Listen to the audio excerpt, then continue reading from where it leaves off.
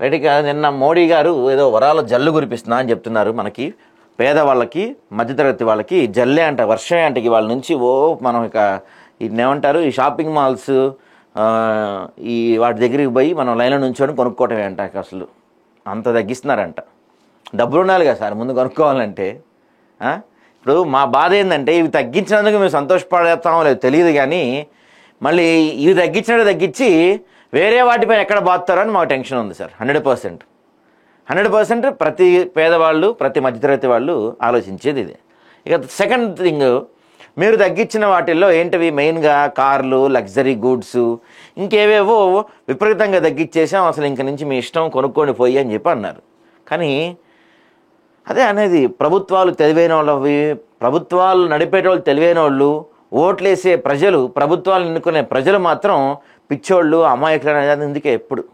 ఎందుకంటే బండి రేటు తగ్గిస్తారు మీరు, కార్ రేటు తగ్గిస్తారు మీరు, వీటన్నిటిని జిఎస్టీలోకి తీసుకొస్తారు మీరు, కానీ అవి నడవాలంటే అవసరమైన పెట్రోల్, డీజిల్ మాత్రం మీరు జిఎస్టీలోకి తేరు కదా. మామూలుగా బ్యారెల్ 30-40 రూపాయలు ఉంటే మీరు మాత్రం పెట్రోల్ 110-120 రూపాయలుగా అమ్ముతున్నారు. ఇదే మోడీ గవర్నమెంట్, ఇదే మోడీ గారు లేకపోతే ఇదే బీజేపీ వాళ్ళు గతంలో 2014కి ముందు కాంగ్రెస్ పార్టీ అధికారంలో ఉన్నప్పుడు 70 రూపాయలు 80 రూపాయలు పెట్రోల్ అయితే రోడ్లపైన ధర్నాలు, రాస్తా రోకోలు, గొడవలు చేసిన మీరు ఈరోజు పెట్రోల్ 112 రూపాయలు 113 రూపాయలకి వెళ్తే మీరు చోద్యం చూస్తూ ఉన్నారు మీరు. ఇప్పుడు మనకి ప్రతి దానిపైన మన జీవితం గడవాలంటే ప్రతి దానిపైన petrol, diesel compulsory. Petrol, diesel లేకుండా మన జీవితం నడుస్తుందా అండి? ఏది నడవదు. మనకి ఫుడ్ కావాలన్నా, పాల ప్యాకెట్లు కావాలన్నా, వాటర్ కావాలన్నా, ఏది కావాలన్నా పెట్రోల్, డీజిల్. మనిషికి ఎలా అయిపోయిందంటే నీరు, గాలి ఎంత అవసరమో పెట్రోల్, డీజిల్ కూడా అంత అవసరం అయిపోయినాయి. అవి లేదే మన జీవితాలు నడవట్ల, కరెంటు వీటితో పాటు.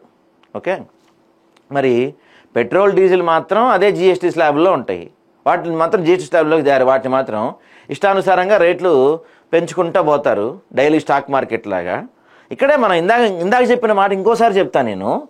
ప్రభుత్వాలు నడిపేటోళ్ళు తెలివైన వాళ్ళు, ప్రభుత్వాలని ఎన్నుకునే ప్రజలు పిచ్చోళ్ళు అయ్యేది ఎందుకే. ఎందుకంటే అన్నీ తగ్గిస్తామని చెప్తారు, అన్నిటికీ అవసరమైన పెట్రోల్ మాత్రం తగ్గించరు.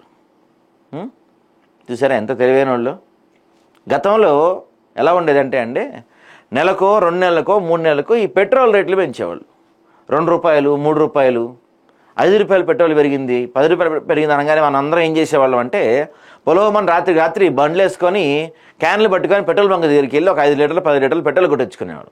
గుర్తుందా మీ అందరికీ? ఎందుకు? 2 రూపాయలు పెరిగినందుకు, 3 రూపాయలు పెరిగినందుకు. ఎందుకంటే మనం మధ్యతరగతి వాళ్ళ ఆలోచన ఎలా ఉంటుందంటే లీటర్ మీద 3 రూపాయలు పెరిగితే మనం 10 లీటర్లు కొట్టిస్తే 30 రూపాయలు మిగులుతాయి కదా, ఇంకొంత పెట్రోల్ కొట్టించుకోవచ్చు కదా అనేది మన ఆలోచన.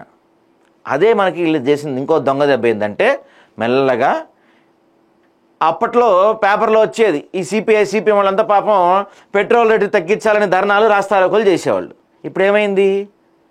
పెట్రోల్ రేటు ఎప్పుడు తగ్గుతుందో, తగ్గడం లేదులే, తగ్గిందా ఈ మధ్యకాలంలో? నాకు తెలిసి అయితే లేదు. ఎప్పుడు పెరుగుతుందో, ఎంత పెరుగుతుందో తెలియదు. రోజుకి 10 పైసలు పెంచుతారండి. మనం అనుకుంటాం 10 పైసలే కదా అనుకుంటాం. రోజుకి 10 పైసలు, అలా మెల్లగా 10 పైసలు 12 పైసలు పెంచుకుంటూ వెళ్తూ ఉంటారు. రోజుకి 10 పైసలు పెంచితే 10 రోజులకి రూపాయి, నెలకి ఎంత? 3 రూపాయలు, అంతే కదా. అట్లా మనకి తెలియకుండా మెల్లగా కట్టప్ప ఎట్టయితే బాహుబలి కత్తి మెల్లగా దింపిండి అట్లా దింపుతున్నారు మనకి వీళ్ళు. మనం గొర్రెలం కదా, మనం గొర్రెలు వీళ్ళు నమ్ముతూ ఉంటాం. అరే రేట్లు తగ్గిస్తున్నారంటారు భయ్, పదండి షాపింగ్ మాల్స్కి అని చెప్పి అందరూ సంచులు వేసుకొని పోతారు. ఇలా దట్టు పండగ కదా, ఈ దసరా సీజన్ స్టార్ట్ కదా. దసరా సీజన్లో ఈ అమెజాన్ లాంటి వాళ్ళు, ఈ షాపింగ్ మాల్స్ లాంటి వాళ్ళు అందరూ ఆఫర్లు పెడతారు. మనం ఎగబడి పోయి కొంటాం. ఎగబడి. ఒక మాట గుర్తుపెట్టుకోండి, ఆఫర్లో ఉన్నాయి కొంటాం అంటే మనం ఎగ్జాంపుల్ ఏం చెప్పాలంటే, తాడు ఉంది గుర్రం ఎప్పుడు, అదే నాడా ఉంది గుర్రం ఎప్పుడు కొంటా అంటారు చూసారా, అదన్నమాట. ఇప్పుడు మీకు వాడు ఏం చెప్తాడంటే, షాపింగ్ మాల్లో ఎవడైనా సరే, ఉదాహరణకి మీకు అందరూ వెళ్తుంటారు కాబట్టి రిలయన్స్ ట్రెండ్స్ చెప్తా. రిలయన్స్ ట్రెండ్స్ వాడు ఏం చేస్తాడంటే, మీరు షాపింగ్ చేసిన ప్రతిసారి మీకు 500 రూపాయలు కూపన్ ఇస్తాడు. తెలుసా మీకు అందరికీ? 500 రూపాయలు కూపన్ ఒకటి ఇస్తాడు. సో అందరూ ఏమనుకుంటాం, వాడు 500 రూపాయలు కూపన్ ఇచ్చాడు అనుకుంటే, కానీ దాని మీద ఏముంటుందంటే, నెక్స్ట్ మళ్ళీ వచ్చి నువ్వు 1500 రూపాయలు షాపింగ్ చేస్తే 500 కూపన్ ఇస్తా అంటాడు.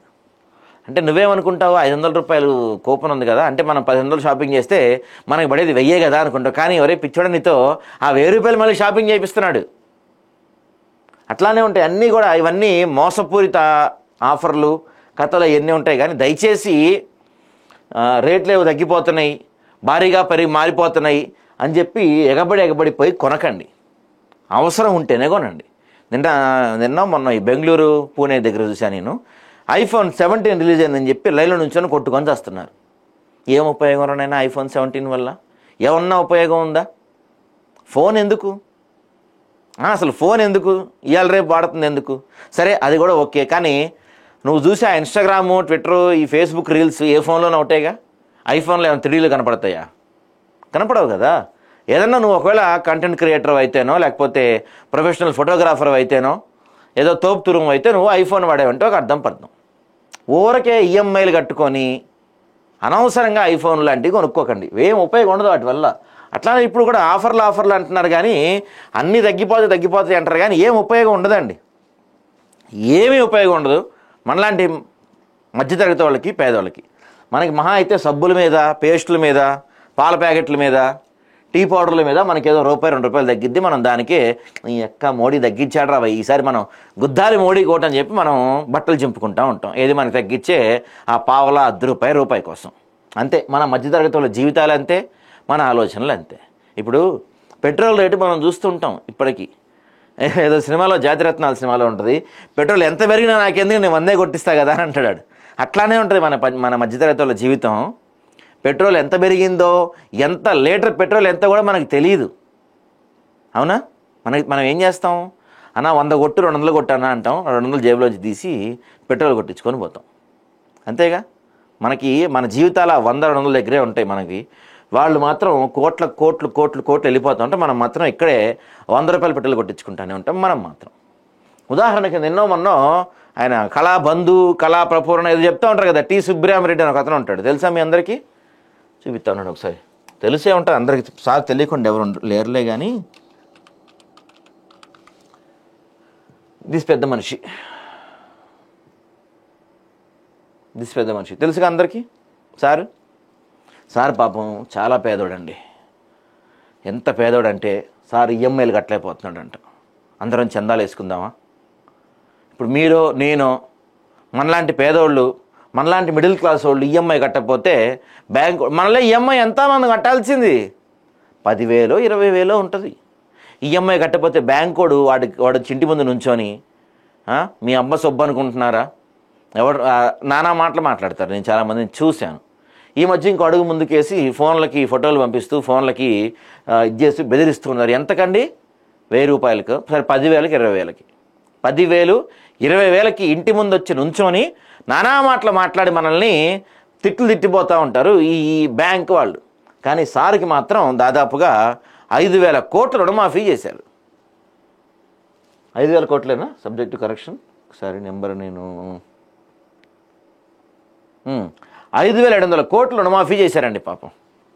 పాపం సార్ పేదరికంలో ఉండి ఈఎంఐలు కట్టుకోలేకపోతున్నాడంట. 5,700 కోట్ల రుణమాఫీ చేశారంట. మరి ఎవరు చేశారు? ఈయన కాంగ్రెస్ మనిషి. మరి ఇప్పుడు గవర్నమెంట్ నడుస్తుంది ఎవరిది? బీజేపీ నడుస్తుంది. మరి ఇప్పుడు 5,700 కోట్ల రుణమాఫీ చేశారు. 5,700 కోట్లు ఎవడు కట్టాలా? నువ్వు నేను కట్టాలా? మొత్తం కట్టలేమనుకోండి, మనం ట్యాక్సుల రూపంలో కడతాం నా ఉద్దేశం. అంటే పేదోడికి, మధ్యతరగతివాడికి మనకి సబ్బు బిళ్ళ, అగ్గిపుల్ల, పాల ప్యాకెట్లు, పెరుగు ప్యాకెట్లు, వీటి మీద మనం తగ్గిపోయిన ₹1-2 చూసి మనం బట్టలు చింపుకొని జై మోడీ అని మనం అరుస్తూ ఉంటాం. మనం ఇక్కడ ఇంకో సైడ్ నుంచి మాత్రం ఇట్లాంటి వాళ్ళకి 5,700 కోట్ల పాపం మాఫీ చేసేస్తూ ఉంటారు బ్యాంక్ వాళ్ళు. మనకు ₹5 చేస్తారా అండి? మనకి ₹5 రుణమాఫీ చేస్తారా? మనకి ₹5.